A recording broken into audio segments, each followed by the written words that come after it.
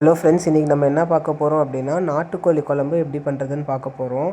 Already வந்துட்டு ஒரு shorts ஒன்று போட்டிருப்போம். அதில் வந்து எப்படி வந்து இதில் போடுற ஸ்பெஷல் பேஸ்ட் வந்துட்டு எப்படி அரைக்கணுன்றதை வந்து நாங்கள் அந்த வீடியோவில் போட்டிருப்போம். அதை கண்டிப்பாக போய் செக் பண்ணிவிட்டு வாங்க. இப்போ வந்து நம்ம நாட்டுக்கோழி குழம்பு எப்படி பண்ணுறதுன்னு இந்த வீடியோவில் பார்க்கலாம். வாங்க வீடியோக்குள்ளே போகலாம்.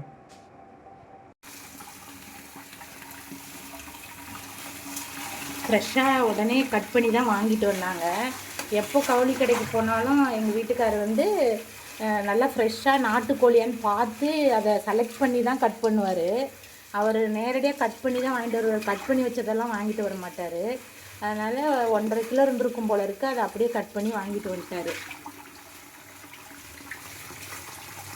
இந்த கவரை வந்து நீங்கள் எதுக்காக கழுவுறேன்னா, இதை கழுவிட்டு டஸ்ட்பினில் போட்டால் எங்கள் வீட்டுக்கெல்லாம் 3 நாளைக்கு ஒரு டைம் தான் குப்பை வண்டி வரும். அதை கழுவிட்டு போட்டோம்னா டஸ்ட்பின் ஸ்மெல் வராது.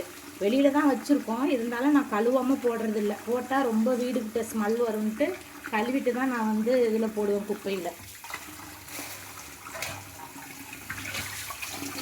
இப்போ வந்து ஒரு 2 டைம் வாஷ் பண்ணிவிட்டு அதுக்கப்புறம்தான் நான் வந்து மஞ்சத்தூள் போடுவேன். மஞ்சத்தூள் போட்டு ஒரு டைம் அலசிட்டு அதுக்கப்புறம் மஞ்சத்தூள் போட்டால் தான் நாட்டுக்கோழிக்கு வந்து கொஞ்சம் ஸ்மெல் வரும். அந்த ஸ்மெல் வராமல் இருக்கும். இப்போ வந்து ஐஸ் கட்டியாக இருக்கிறதுனால வந்து கறி வந்து எடுக்க முடியல. கொஞ்சம் தண்ணியில் இருக்கட்டும். ஆனால் தண்ணியில் வச்சுட்டு நம்ம கழுவும் போது வந்து பார்க்கலாம். இப்போ 4 டைம் வாஷ் பண்ணியாச்சு. இப்போ வந்து வேக வைக்கணும். ஏன்னா நார்மல் கோழின்னா நம்ம வேக வைக்க வேண்டியதில்லை. இது நாட்டுக்கோழி கொஞ்சம் ஹார்டாக இருக்கும். வேக வச்சு போட்டோம்னா சாஃப்டாக இருக்கும். அதனால ஒரு 3 விசில் விட்டுட்டு அப்புறம் தான் நான் குழம்பு வைக்க போகிறேன். ஓகே, வாங்க பார்க்கலாம். இது வந்து இப்போ குக்கரில் போட போகிறாங்க. குக்கரில் போட்டு ஒரு 3 விசில் விட்டு வேக வச்சுக்கலாம். அப்புறம் கீழெல்லாம் கறி போடுறாங்க எங்கள் அம்மா. போட்டு தண்ணி ஊற்றணும். இருங்க, வெயிட் பண்ணுங்கள். எடுத்து வச்சுட்டு குப்பை மட்டும் கொஞ்சம் கறி நனைகிற அளவுக்கு தண்ணி ஊற்றணும். அடுத்தது மஞ்சத்தூள் போடணும். மஞ்சத்தூள் 1 ஸ்பூனே போடலாம், அப்போ தான் ஸ்மெல் வராது. பிராய்லர் கோழியோட நாட்டுக்கோழி வந்து கொஞ்சம் ஸ்மெல் வரும். அதனால் நீங்கள் கொஞ்சம் எக்ஸ்ட்ரா மஞ்சத்தூள் போட்டுக்கோங்க. உப்புலாம் போட தேவையில்லையா அதில்? உப்பு போட வேண்டியது வந்து உப்புலாம் போட வேணாமா, மஞ்சத்தூள் மட்டும் போட்டால் போதுமா?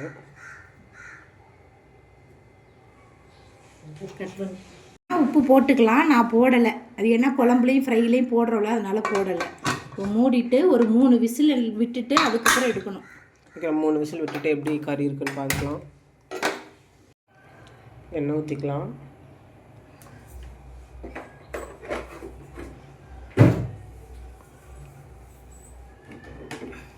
இப்போ எண்ணெய் ஊற்றிட்டு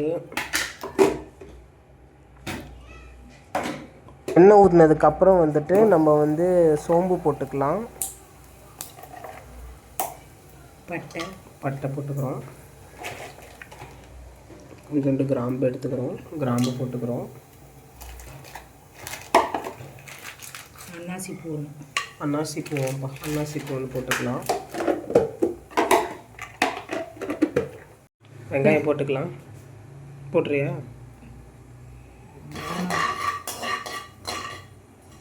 நல்லா வதக்கிட்டு பொரியணுமா ஃப்ரெண்ட்ஸ்? பொரிஞ்ச பிறகு நம்ம வெங்காயம் போட்டுக்கலாம். கொஞ்சமாக வெங்காயம், சும்மா கொஞ்சமாக. ஏன்னா அரைக்கிற மசாலாலேயே நம்ம வெங்காயம் போட்டதுனால இப்போ கொஞ்சோண்டு சும்மா போட்டால் போதும்.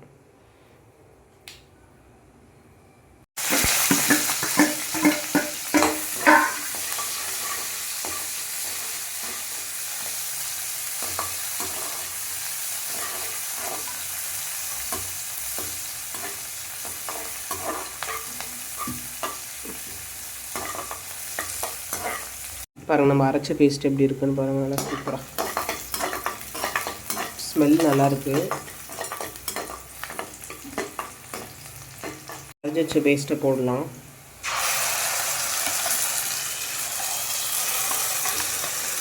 இந்த பேஸ்ட் எப்படி பண்ணணுன்னு சொல்லிட்டு ஒரு ஷார்ட்ஸ் போட்டிருக்கோம். அதை பார்த்துட்டு இந்த பேஸ்ட் நீங்கள் செஞ்சுக்கலாம்.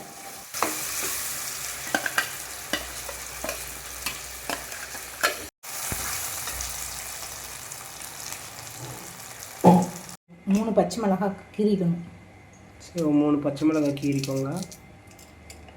கீரி எடுத்து வச்சுக்கோங்க. இந்த பவுல் வந்து என் ஃப்ரெண்டு சௌமியா கொடுத்தா பர்த்டேக்கு. அதான் நாங்கள் இப்போ யூஸ் பண்ணிட்டோம்.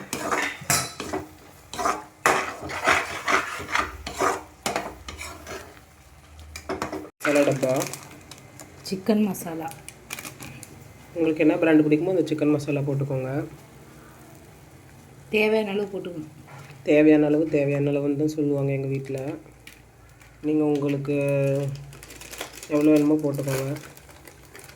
இப்போ மல்லிலாம் போட்டியே, கொஞ்சம் மிளகாத்தூள் போட்டுக்கோங்க.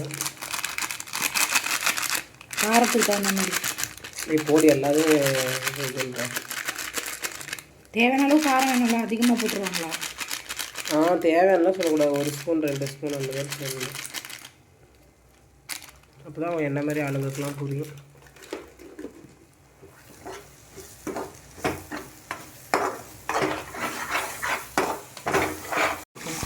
கறி வேக வச்ச தண்ணியை ஊற்றிக்கோங்க.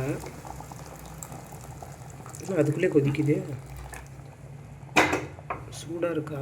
கலந்து விட்டுருவோம். இந்த பேஸ்ட்லாம் நல்லா வந்து டிசால்வ் ஆகிற மாதிரி கலந்து விட்டுக்கோங்க.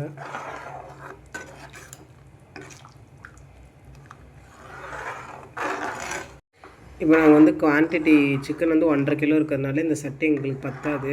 அதனால் என்ன பண்ண போகிறோம், இந்த கறியில் ஊற்ற போகிறோம். ஏன்னா இந்த சட்டி பத்தாது, அதனால் இதை எடுத்து நாங்கள் இதில் அப்படியே ஊற்றிடுறோம். வேக வச்சு கறியில் ஊற்றிட்டு கொஞ்சம் தண்ணியை நம்ம ஊற்றிக்கிறோம் எக்ஸ்ட்ரா.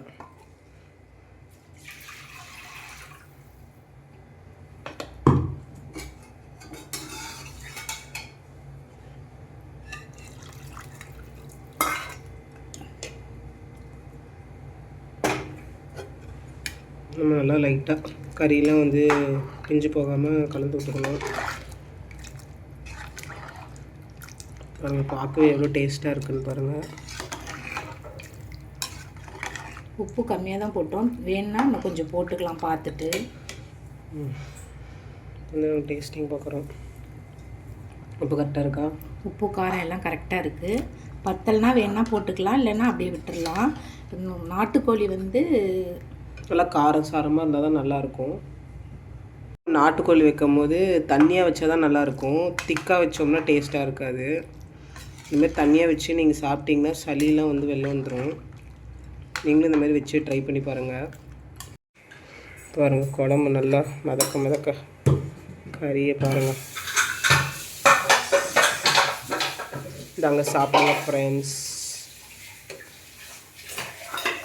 இதேமாரி உங்கள் வீட்டில் செஞ்சு பார்த்துட்டு எப்படி இருந்துச்சுன்னு சொல்லிட்டு கமெண்ட்டில் சொல்லுங்கள். டாட்டா பாய்.